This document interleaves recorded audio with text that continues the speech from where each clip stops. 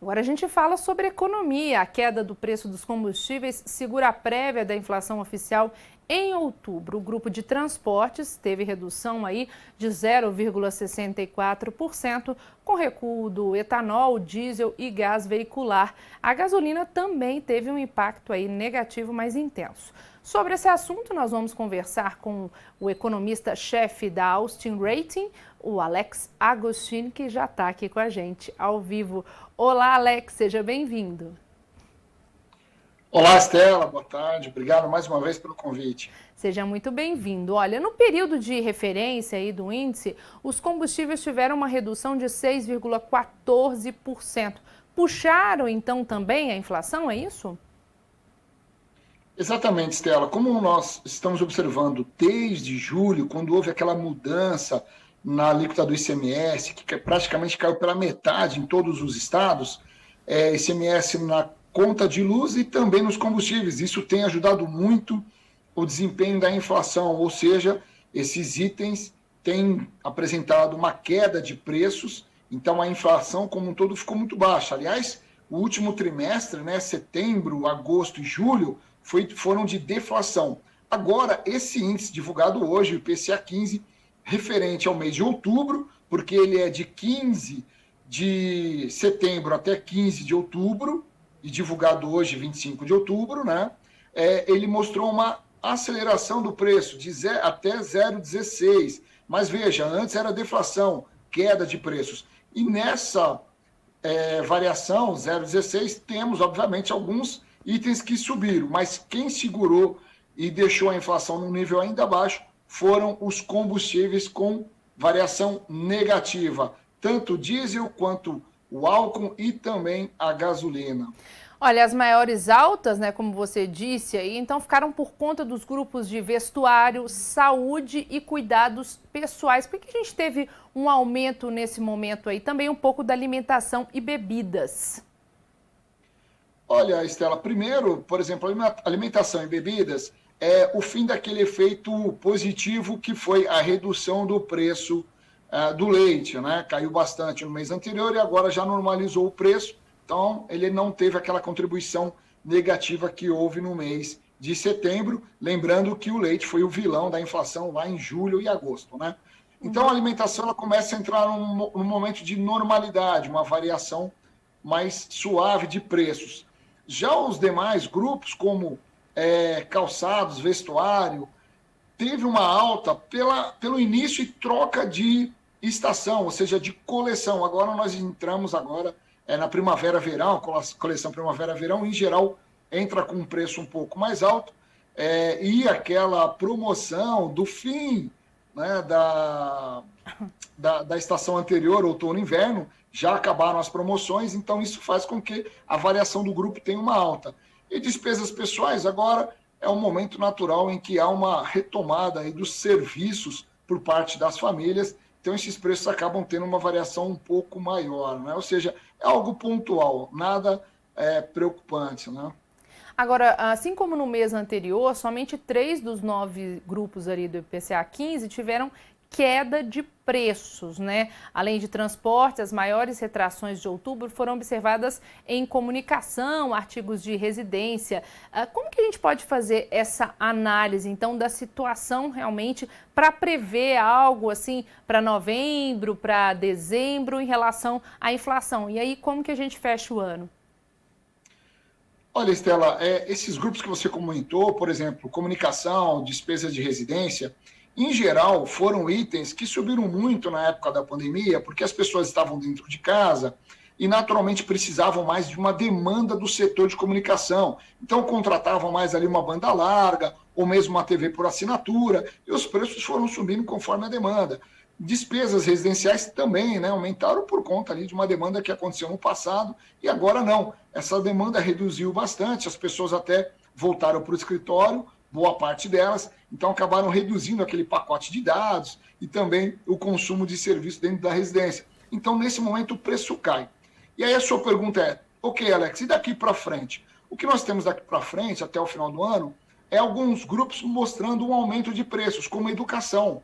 Mas isso é sazonal. Agora é um período de encerramento do ciclo de ensino deste ano, e aí inicia-se o processo de rematrículas, né? E aí o que nós já observamos é que as escolas de ensino particular estão prevendo aí um reajuste médio de 10%. Então esse é um grupo que pesa pouco na composição do índice, mas vai ter uma alta. Além disso, a normalidade dos preços de alimentos e também o fim desse benefício da queda de preços de combustíveis, não que terá uma alta, né, mas essa estabilidade no preço também faz com que haja menos variação negativa, isso é meio que óbvio. Então o índice, a expectativa é que varie daqui até dezembro, final do ano, uma variação média mensal de 0,30, 0,50, e no final do ano, como tem uma alta de preços de alimentos, algo em torno ali de 0,70. No acumulado deste ano, uma inflação que nós já chegamos a ter 2 dígitos lá em junho, julho, pode chegar ao final do ano em 5,5%. Essa é a projeção, por enquanto, da Austin Rating. Alex, a gente tem também o fim do ano chegando, muita gente planeja viagens, tanto para o exterior. A gente teve um recorde também de gasto dos brasileiros no exterior, que foi noticiado ontem. Eu quero saber sobre o dólar. Será que ele vai continuar no patamar aí de 5,20? A gente pode ter uma redução depois das eleições ou continua nesse patamar, o pessoal que está planejando viajar depois aí para outubro, novembro e dezembro? Olha, Estela, é muito difícil a gente falar de qual o nível do dólar, né? Porque ele tem uma volatilidade muito grande, porque vários fatores interferem na sua cotação. Mas a gente pode falar um pouco de tendência, tá? Primeiro, fatores domésticos. A eleição, que vai ser definida no domingo, ela gera uma certa preocupação por parte dos investidores, e isso chama, no jargão aqui no mercado financeiro, uma certa volatilidade. O que significa isso? Alta e baixa muito forte em espaço-tempo muito pequeno. Então, no dia de hoje e ontem, uma alta muito forte do dólar, uma desvalorização do real. Amanhã pode ser que tenha uma nova notícia positiva e tenha uma valorização. Mas qual é a tendência, olhando os fundamentos? Nós temos uma alta da taxa de juros no mercado internacional. Então, olhando o cenário, a gente acredita que até o final desta semana tem uma desvalorização. Mas aí você falou, não, mas eu estou olhando mais para o final do ano. Então, mais para o final do ano, a gente aqui na Áustria acredita que vai ter uma normalização da taxa. O que significa isso? É uma variação da taxa de câmbio ao redor de R$ 5,20 até o final do ano. Uma normalização. Ou seja, tira esses altos e baixos, né?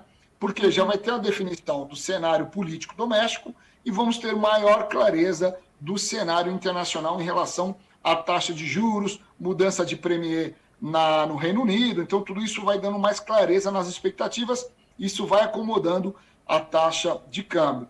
Agora, é claro que o mercado financeiro, ele por enquanto está bastante cauteloso, reagindo ainda de forma negativa na expectativa da definição da taxa de juros do Brasil e também das eleições no domingo. A grande sugestão para quem vai viajar é espera as eleições se definirem para aí sim tomar uma decisão de compra de moeda estrangeira. Em relação a candidato, essa questão do Lula, né, nós já falamos aqui dele não ter apresentado um ministro, ainda está interferindo no mercado financeiro, essa dúvida? Ainda assim, quando a gente olha o comportamento financeiro, Estela, ontem, segunda-feira, hoje, terça-feira, que teve uma queda muito forte das ações de estatais e uma desvalorização do real, demonstra que o mercado financeiro está muito preocupado em relação ao futuro da economia brasileira. Em qual sentido? Já que o Lula está à frente das pesquisas, e não isso é uma certeza de vitória, tá? Mas é uma indicação das pesquisas, o mercado financeiro ele fica preocupado, por quê? Porque o Lula não demonstrou ainda, não indicou qual será a sua equipe econômica.